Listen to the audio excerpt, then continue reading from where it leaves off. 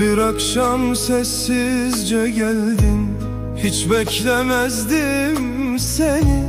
Kalabalıklar içindeydim ama gözlerim buldu seni.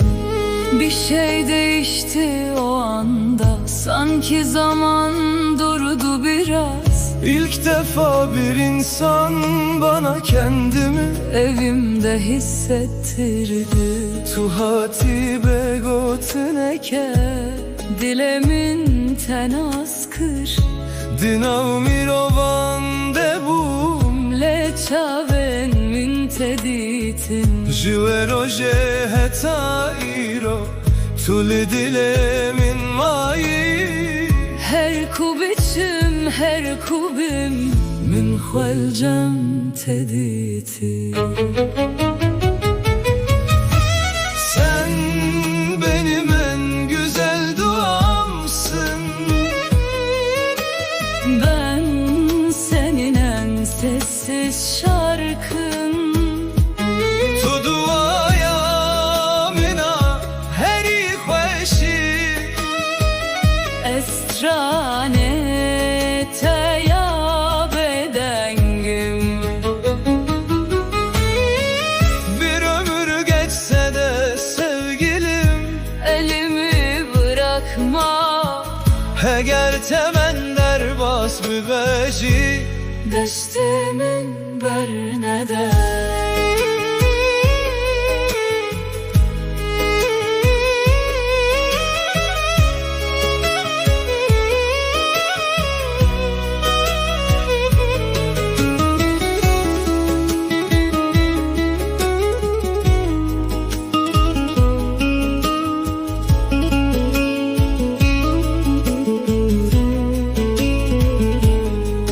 Gece olunca konuşmadan yanımda olman yetiyor.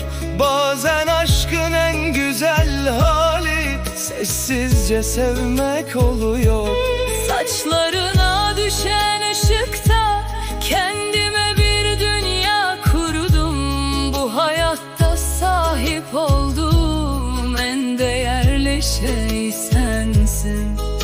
Dema şevte begotin Licem tevim bese Carna evin ya heri xweş Eve kubeden be Lirona hiya serporente Min xewrin xweya vakirin Divejiyane de ya heri heja Tuyi bo min.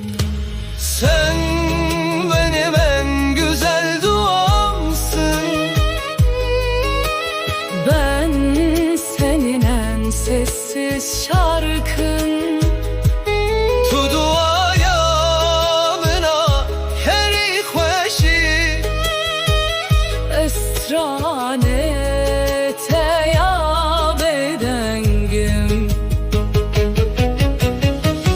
Dünya değişse sevgilim Kalbim yine seni seçer. Gerdin yaji beguhere Dilemin disa tehil becere. Yanımda kal. Licem